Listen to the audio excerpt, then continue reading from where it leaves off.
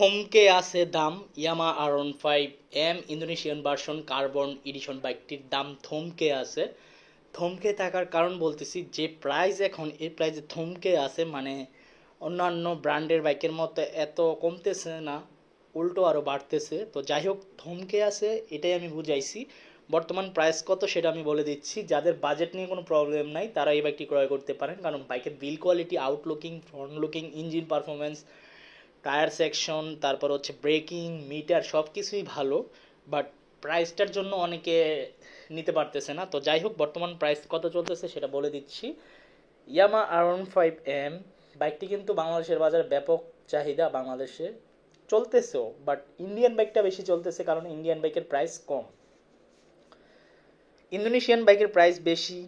কেন বেশি সেটা নিয়ে আমি বিস্তারিত কোনো কথা বলতে চাই না, কারণ বেশি তারাই ভালো জানে কেন বেশি। বর্তমানে ইয়ামা R15M ইন্ডিয়ান যে বাইকটি আছে, এই বাইকটির প্রাইস চলতেছে 5,60,000 টাকা আস্কিং প্রাইস।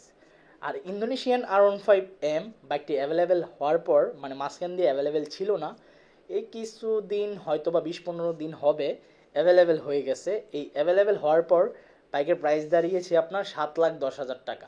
তার মানে ইন্ডিয়ান এবং ইন্দোনেশিয়ান বাইকের আস্কিং প্রাইসের মধ্যে ব্যবধান হচ্ছে আপনার 1,50,000 টাকা। তো মানুষ এম বাইকই পাচ্ছে, ফিচার সবই এক, হয়তো বা টায়ার সেকশন একটু অন্যরকম, তারপর হচ্ছে মানে পার্টসগুলা বা পাদানি এসব হয়তো বা চেঞ্জ আছে, বাট দেখতে তো R15M। তো এই জন্য মানুষ চিন্তা করে যে আমি 1.5 লাখ টাকা দিয়ে বেশি দিয়ে ক্রয় না করে এখন ইন্ডিয়ান বাইকই ক্রয় করে। আবার ইন্ডিয়ান বাইকের পার্টস অ্যাভেলেবেল পাওয়া যায়, প্লাস দাম কম, মানুষ এখন ইন্ডিয়ান বাইকই ক্রয় করতেছে। মানুষের বাইকস দরকার, আর বাইকসের ক্ষেত্রে কোনো দেশ ফেক্ট করে না, এই জন্য মানুষ বাজেটের চিন্তাও করে, আবার বাইকসের চিন্তাও করে।